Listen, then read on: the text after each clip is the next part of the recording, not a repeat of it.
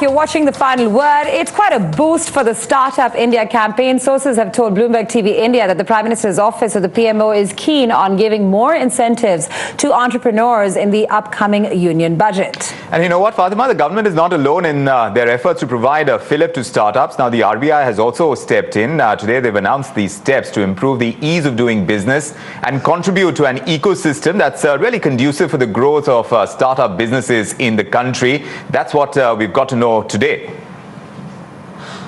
So let's piece all of this together, because we've got our reporters who've been tracking the startup stories of the day. Ashutosh Kumar, of course, joining us from the capital, as well as Rukmini Rao, who's in Bangalore. Ashutosh, I'm going to come to you first. What have you really picked up from your sources in terms of the stimulus for startups in the budget that is being proposed at this stage? Well, yes, that's one mega initiative coming up from the Prime Minister's office to give a leg up to the startups. According to our sources, the Prime Minister's office has asked the DIPP to work out some additional tax measures in addition to what has actually been announced by Prime Minister Narendra Modi on January 16 and come up with the proposals to the PMO. Now, according to our sources, what we are getting to hear is that the government is actually working on allowing the startups to have a choice in selection of the years in which in the selection of the 3 years in which they want to have a tax exemption than the first 3 years of operation that was earlier announced by the government. Also, the other aspects that are being looked into is abatement of service tax for the startups, and also relaxation of the compliance as far as the TDS and other compliances are concerned. Now, this indeed comes as a major initiative, and it all remains to be seen what Finance Minister Arun Jaitley actually incorporates when he announces the budget. Right. So as far as the budget is concerned, this is a budget break that we are tracking right now. It's something that we'll be looking at very closely as far as the startup industry in the country is concerned. But Rukmini, to bring you in on this, after the government's repeated efforts to boost startups, we're seeing this push now from the central bank as well. If you can walk us through the kind of measures that are being proposed by the RBI to encourage this ecosystem, as it were, of entrepreneurship. Well, after the Prime Minister, it's the RBI's turn to now lay out the red carpet for the Indian startup community. RBI proposing several changes in the regulatory structure to help perhaps doing business as far as startup goes. In fact, they will be looking at simplification of outward remittances, making online submission, and also simplification in terms of dealing with the process of delayed reporting in FDI, building in a penalty structure inside the regulation itself. Apart from that, also helping in terms of transfer of ownership as far as startup goes, and also enabling transfer of shares from foreign venture capitals, essentially to help stake sales and exits, and also investments. Apart from that, in fact, RBI is also under a consultation process with the central government to be able to perhaps help startups to access rupee loans under ECB framework, and also issuance of innovative FDI instruments like convertible notes by startup enterprises, and these kind of incentives. In fact, RBI will be shortly coming about with a circular notification under FEMA wherever is required. And also, in fact, RBI has interestingly created a dedicated mailbox, helpstart@rbi.org.in, to provide assistance and guidance to the startup sector. Back to you. Okay, all right, Rukmini, thanks a lot for getting us all of that. That was Ashutosh and Rukmini really giving us the highlights in terms of what's coming out of the government, as well as what the RBI is proposing. I'd like to actually get some perspective from two people who are joining us as our guests on The Final Word right now. We've got Amarjeet Singh, he's a partner e-commerce and startups at KPMG. We also have Mr. Adhil Shetty, he's the CEO at bankbazaar.com. Mr. Shetty, I'm coming to you first. Given what you're hearing, which is, of course, the boost that the government has been talking about with the budget, as well as the measures that the RBI has been talking about, how do you think these could really help the startup culture in this country?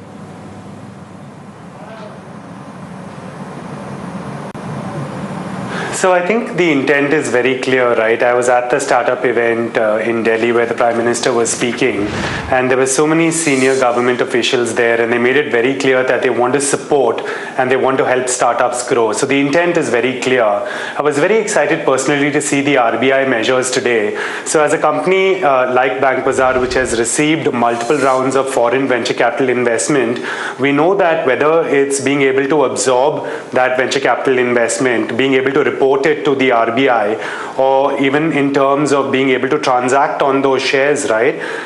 The process has been very paper driven, but with these new moves of automating and doing electronic form submission, quick approval, simplifying the process, I think it's all very exciting, and it just makes it so much easier for startups like us to do business. So I think we're also waiting for the notifications to actually come out, to study them, to understand them, and then to incorporate them. But I think the intent is great, and we'd like to see more of this. So we're waiting for the notifications. That system has to be put in place. But now with the RBI coming in and announcing several measures, that perhaps lays the roadmap, as it were. Amarjeet, why don't you come in on this? Because on the taxation front as well, the government is trying to do a lot. Like my colleague Ashutosh was just walking us through the kind of measures that the government would be proposing through the budget.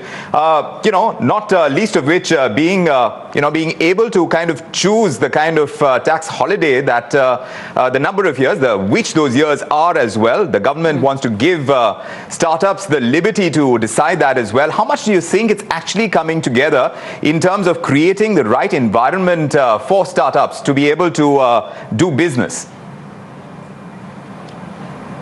If we just look at, whether it's the tax changes in the action plan or whether we look at the changes which have been brought in by RBI, all of them are completely aligned. What are they trying to do? They are trying to make funds available to a startup at a lower cost, with lower compliances, and with much more ease in terms of the instruments through which it can be done. For example, a change wherein an FVCI, which was earlier allowed to invest into only select sectors, is now allowed to invest in startups. Similarly, when FVCI has to actually transfer the shares held in a startup to a resident or a non-resident, there was some ambiguity in the language. The language, they say they will clarify very clearly, these transfers can be made. Secondly, I think a very big change, when an investor is putting in money, they put in money in the form of they would like to put in money slowly and gradually into a startup to look at the performance. Similarly, from a startup perspective, they would not like to dilute very quickly. So they would like the consideration to come over a period of time.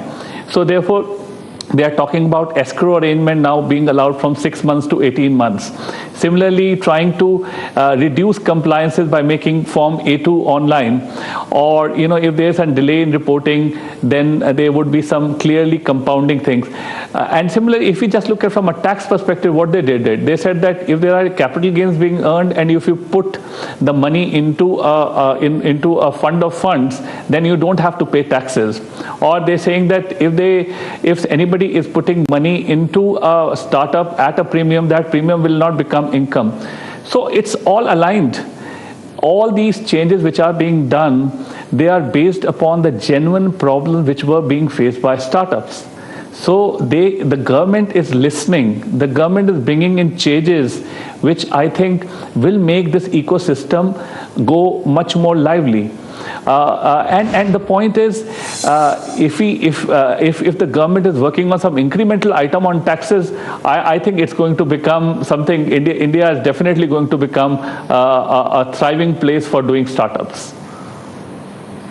Okay, and Mr. Singh, it's wonderful to hear that from you, because you've of course been looking at this whole ecosystem for a very long time. Mr. Shetty, I want to come to you on this. You just heard Mr. Amarjeet Singh really talking about the kind of incentives, the creativity, the tax flow, the kind of timelines, all of these things. And he's also saying that if we do this right, we could really be a flourishing startup economy. Have they taken the kind of measures that you could really see for the next big jump?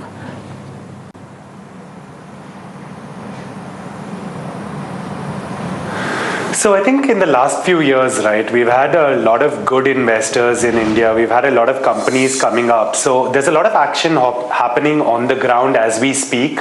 I think what the government and the RBI are now looking at is saying, what more can we do since we know that there's a groundswell coming up? What more can we do to make it easy?